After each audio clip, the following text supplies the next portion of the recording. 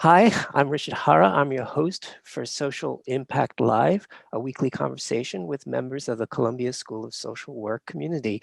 I'm pleased to welcome to our program today, Kendra Frazier, who's CEO and founder of Kind Consulting. And let me see if I can get this, a trauma-informed mental health consulting agency that provides direct services and wellness opportunities to underserved communities, as well as doing other quote consulting work, which we can get to in just a moment. But Reverend Frazier, welcome to Social Impact Live. Thank you so much, Richard, for extending the invitation. It's always great to see you. It's been a couple of years, I feel like, the last time we saw each other. Yeah, we've crossed paths because you've been very involved with the Columbia School of Social Work since your graduation in 2014. Is that correct? Yes, Yeah. absolutely. Being here in New York, I've been able to continue my relationship with Columbia School of Social Work through having field placement students as well as being one of the instructors for motivational interviewing.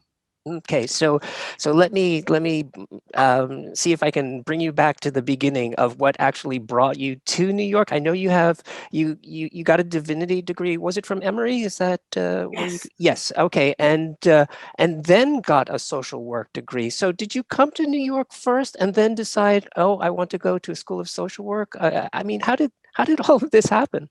That is a great question. It's a long story, but I'll make it short. Okay. I had applied to a doctorate program at Emory, got in, but they didn't have the funding for the doctorate of theology program that I applied to. And a dear mentor friend of mine, Ruby Sells, civil rights activist, encouraged me to look at social work schools that I would be able to integrate social work and my div degree to do the mix of work that I wanted to do, which was to integrate ministry as well as clinical therapy. And also prior to that, I was the chaplain at a level 1 trauma center in Atlanta, working with the surgery ICU unit. I was also the chaplain for inpatient psychiatric care, as well as backup emergency. And on my surgery ICU unit, there was a young man, this was around 2010, who was 23 years old, African American, that came in because he attempted to castrate himself because he didn't know how to navigate integrating his spirituality and sexuality. Mhm. And being a queer Black woman who was also in ministry, I had a sense of the challenges that this young man was facing. And it was at that point where I recognized as a minister that I didn't have the toolkit necessary to support him effectively. So I moved to New York the first time around to go to social work school and become a better faith leader. That was my reason for going to social work school. Mm. And was it after that that you took on a position as an associate pastor at the First Corinthian Baptist Church? Yeah, it was maybe a couple of years afterwards. I Okay. graduated in 2014 and moved back to Atlanta to become the lead therapist for Black-owned behavioral health agency there. And while I was there, the senior pastor of First Corinthian called me up and asked me if I would be interested in taking the position of associate pastor of congregational care and wellness, Mm. as well as being the founding executive director of Hope Center Harlem. And so it was a joy to be able to serve there for the last 4 years. And I'd love to hear more about what that experience was like. But before I ask you, I just want to remind our viewers that while we do reserve the last 10 minutes of the program for Q&A, if you have questions, type them in now into the chat box and we'll try to get to them sooner rather than later because sometimes, we run out of time at the end. So yeah, so just submit your questions and hopefully we can just weave them into the conversation. So just wanted to put out that reminder. But yeah, so you founded the Hope Center, Yeah. and I mean, who did you see there, and what did you see there? Great question. The Hope Center is known for supporting the African American community, particularly, as well as communities of color, in accessing mental health resources.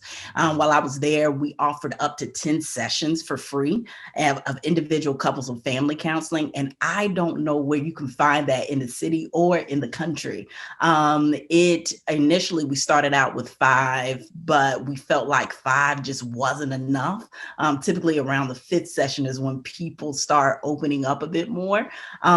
So it was an honor to be able to do that. In addition to offering counseling, we also partnered with Columbia Medical School to offer mental health first aid training while I was there, as well as we started offering listening sessions for the community, particularly during this time of COVID. And while I was there, I was able to begin creating a curriculum called Becoming a Trauma-Informed Church Training on the pastoral side, where I was teaching lay leaders how to identify the signs and symptoms of depression, anxiety, talk to them about adverse childhood experiences and how they can increase secondary traumatic stress as well as trauma, talking to them about how to de-escalate crises and practice self-care as an intervention, because oftentimes serving in church, our church leaders are the frontline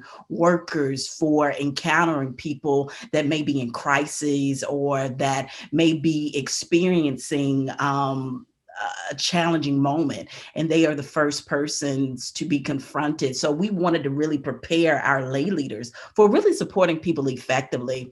In addition to that work, we also began doing mindfulness moments at the Hope Center, where every Tuesday we would invite the community to come in and be able to hear from a mindfulness practitioner and integrate various exercises to support them in their wellness. And of course, when COVID hit, we had to transition some things and begin doing telehealth, but we instituted a check-in, a Hope Center check-in on twice a week to support people in being well through that venue, as well as adapted our mindfulness moments online too. So let me see if I understand correctly. So the Hope Center and the services that were provided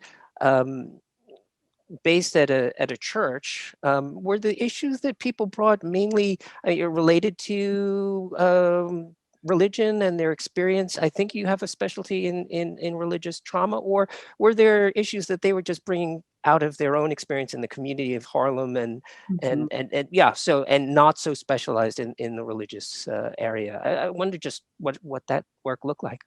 That's a great question. Because the Hope Center was in a separate building outside of the church, which we were fortunate enough to be able to have, we got a little bit of both. A large population did come from the church. What we were fascinated by is how much people held on to the words that were preached from the pulpit of First Corinthians, in terms of it being a space that the senior pastor Michael Walren cultivated for people to be vulnerable, to really name how they were feeling in a way that most churches don't make room for, because there's such a high stigma around seeking mental health services in traditional Christian spaces. And so we would often hear congregants talk about what they received through the preaching moment and how they were applying it to our lives and with to their lives. And with the research that we were able to partner with Columbia Medical School in doing to look at the barriers to mental health for the Black community, we found in the research that the pastors at First Corinthians became the good enough mothers and fathers, which was really interesting. And then we also had folks come in who were navigating a host of mental health vulnerabilities, but the top 3 that we saw were anxiety, depression, as well as post-traumatic stress disorder. Yeah, there's a question here that comes up.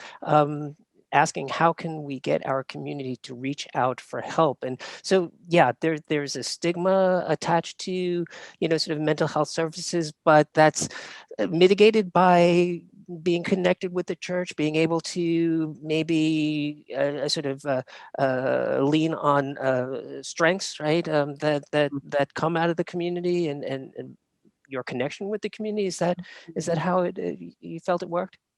Yeah, I felt like because you had church leaders who were willing to not only talk about the necessity of seeking mental health resources, but also about our own pathways to healing when it comes to, because 67% of pastors struggle with depression, Mm. which is not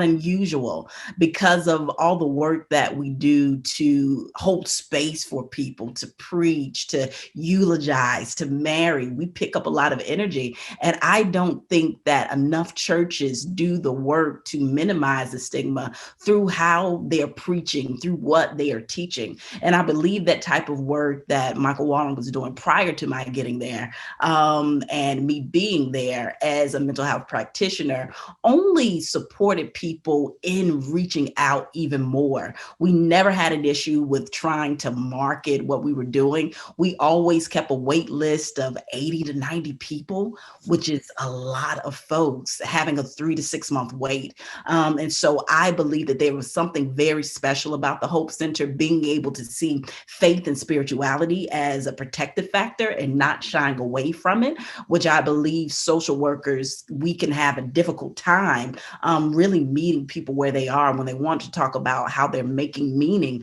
out of their living through their spiritual practices. And some of the work that you're doing now is you're doing training programs for ecclesial communities, I believe, and also non-religious entities to assist them in recognizing trauma, how to respond to trauma, and how to resist re-traumatization, and so on. So I'm taking some of the language from your website here, and I'm just so curious. I mean, what is your definition of trauma, and how do you work with trauma, in these kinds of settings? That's a great question.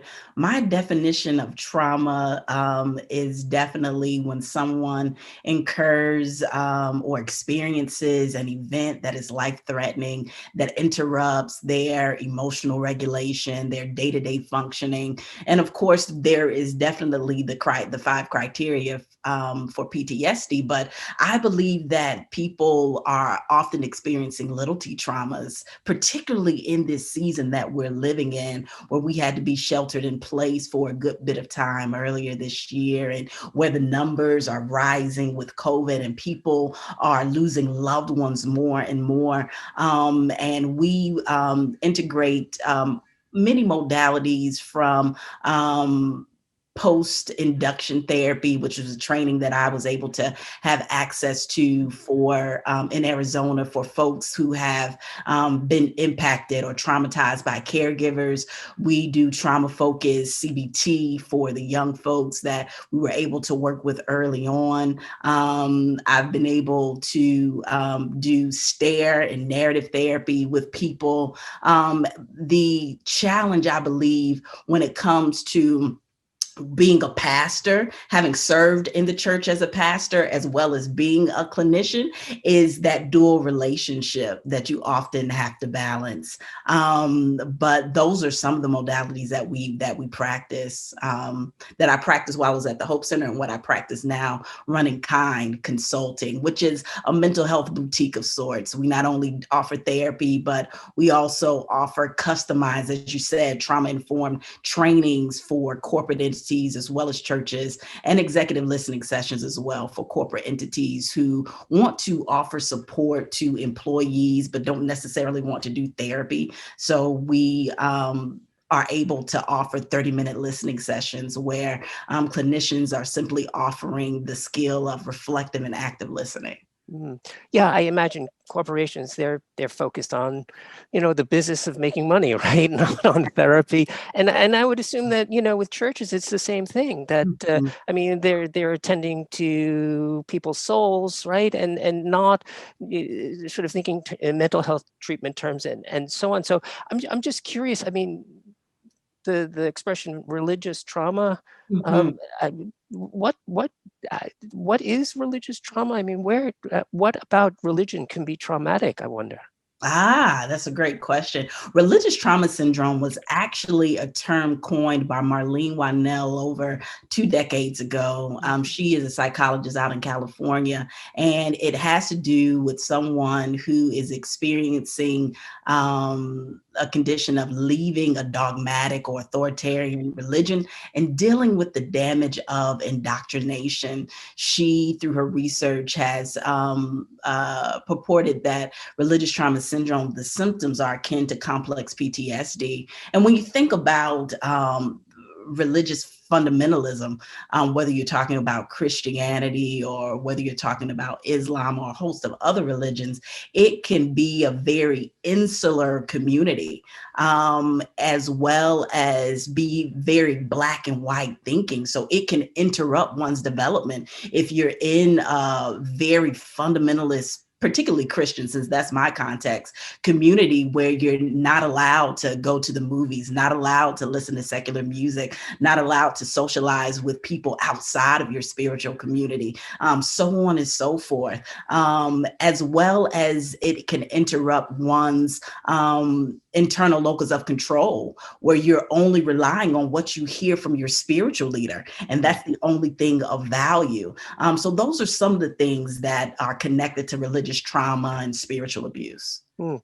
So, and I imagine that this is something that particularly pertains to the LGBTQ plus population and their relationship with church and religion. Mhm. Absolutely. I think my own experience of growing up in the Church of God denomination as a young person, and somewhere along the way picking up that being gay was not in alignment with being a Christian, definitely made me struggle with suicidal ideation when I was a teenager. And as I continue to develop my own relationship with God, and understand my personal belief that God is still speaking and not contained to a canonized literature, that I had access to a spirit being that was living and thriving not only in me but in outside of me, I began open to understanding that maybe there are some other conversation partners who are thinking differently than what's being taught from my pulpit.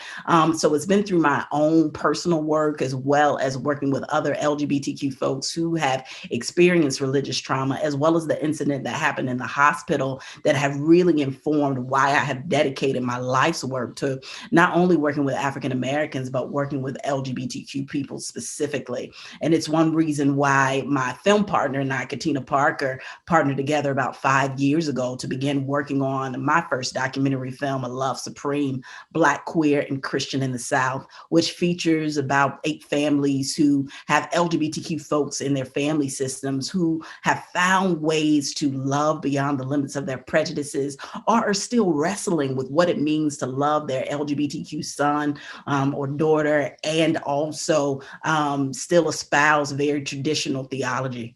Mm. It just reminds me. I mean, so much of our work as social workers, obviously, has to do with, helping people manage crises, fix problems, right, and marshal resources, all that sort of. But there's a component of our work that really focuses on hope, right, meaning, vitality, life, and I think this has always been what's been so attractive to me to learn about religion and religious approaches, right? And I know that you've been there are attempts or ways of integrating religion into CBT, for example, Yes. in different models and so on. So I'm wondering, where are we in the moment now? At this moment, in the African American community, in any, what are you seeing in terms of hope? I mean, are people? I mean, with COVID and everything else, is there that hope? hmm That's a great question, Richard. The Hope Center is an acronym, and it is named the Hope Center after healing on purpose and evolving.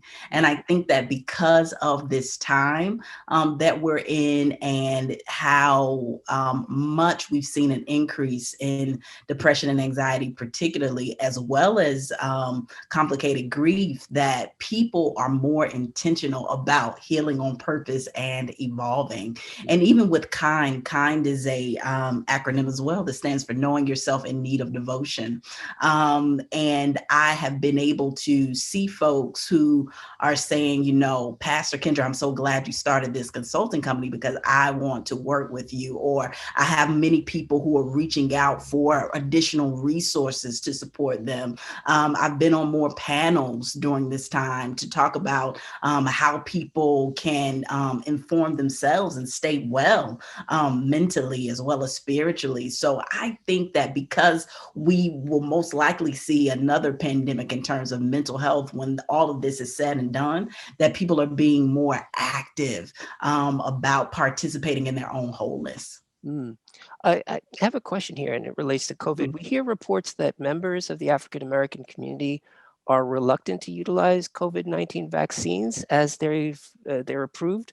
How would you address this from a social work and faith perspective? You know, uh, have you heard this, or has this been an Mhm. issue about healthcare and how to respond to these kinds of, I Mhm. guess, treatments? Anecdotally, I haven't heard that, but it makes sense to me. I haven't had any conversations about people getting tested or not getting tested in Mm, my direct service offerings. However, what I would think through with them is what is driving the fear and resistance. And I think the medical apartheid system that we live in and how Black and brown bodies have been treated historically when it comes to existing in the healthcare system, it is not ironic that African Americans and communities of colors are apprehensive about taking a vaccination, particularly when the vaccination hasn't been tested long enough during this time. So I would start there. And in terms of how I would address it with faith, I would talk to the person about their own understanding about their spirituality and how they are integrating it into their concerns around COVID. So that's where I would start. mm. Yeah, I don't know, maybe implicit in the question is this assumption that somehow faith and science are at odds with one another, and sort of how do you bring them into alignment? I don't know. Maybe That's a I'm great. just reading into it, but Yeah. um, I'm a person that before I left the Hope Center, we actually started an initiative called Brain Matters, looking at the intersections of neuroscience and spirituality. I'm a mm, huge proponent of quantum physics and neuroscience, and I love it because I don't think that it is antithetical to religion or to spirituality.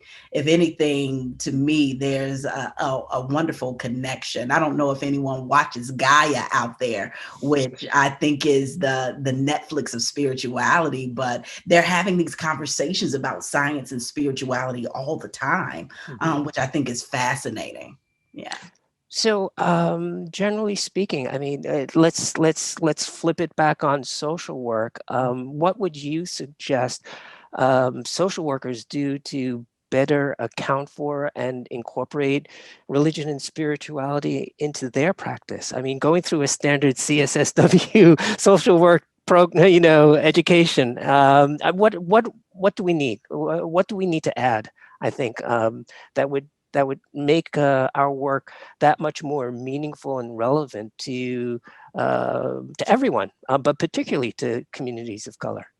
That's a great question. I think that the first thing that comes to mind is include questions about spirituality and religion in your intake form. When you do a biopsychosocial analysis, find out what people grew up with religiously, how that impacted the way that they see the world and navigate relationships and see themselves. I have found that just capturing 2 to 3 spirituality questions or religion questions can give me a good idea of what people are holding in terms of spirituality and how they are even making meaning out of their mental health vulnerabilities. The second thing that I would encourage folks to look into is that Duke has a wonderful Center for Spirituality, Health, and Theology. I'm probably getting the name wrong, but they have manualized religion integrated CBT for 5 major religions: Hinduism, Islam, Christianity,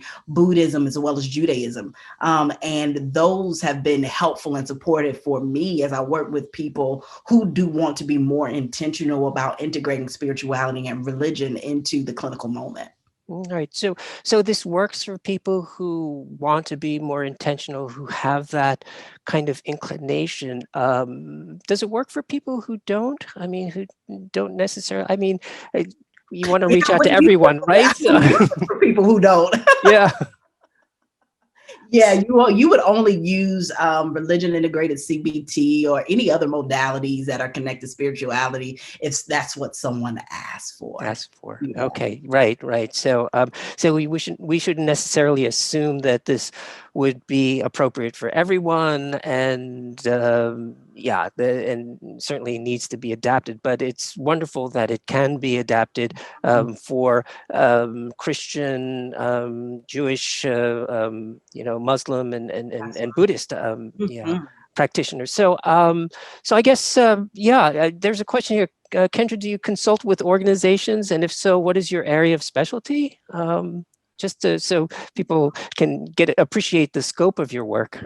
Absolutely. My area of specialty is trauma, working with organizations and creating trainings that are in alignment with what their needs are. So the training is definitely adaptive to whatever corporate entity or church I may be working with, as well as executive listening for organizations that are looking to support their employees. You can find out more about the services that Kind Consulting offers at www.kind, which is spelled KYND, consulting.com. So I hope that you all will come and check us out. Absolutely. Absolutely. So we've got maybe a minute or two left. So I just want to just scan and see if there are other questions that we can address from the audience. And if not, I think just, yeah, sort of pulling all of these different threads together and sort of looking at the current moment, with COVID and mental health and the community and the people that you're working with. What gives you hope? What's sustaining you through all of this and hopefully giving you a sense and a vision of a better future? Oh, that's a great question. I think the resiliency of the human spirit and mind is encouraging. What gives me hope is that people are continuing to find new ways to create pathways to wellness and mental health resources for communities of color. Particularly, another thing that gives me hope is that the students, the interns that I was able to work with this year, and how they were able to quickly adapt and continue with offering services to the community, as well as my heartbeat. gives me a lot of hope Mhm. every time I wake up in the morning and am able to have the gift of sight and the activity of all my limbs and the ability to think and reason, and talk to other people who also wake up in that level of miracle. Because I think that breath in our bodies is a miracle, that there is another opportunity for us to be more intentional about creating a world that we all can thrive in. All right. Well, I thank you for those words of wisdom. Kendra Frazier, our guest today on Social Impact Live. Thank you so much. Thank you so much for having me, Richard. It's wonderful to see you again and hope to see you again in the future. Absolutely. I hope so as well. Have a beautiful day. Thank you. You too. That concludes our program for today and this week. Next week, we'll be hosting Courtney Cogburn, who will be here to talk about her latest project concerning virtual reality as a training tool in healthcare. So until then, stay well, take care, and see you next time. Bye-bye.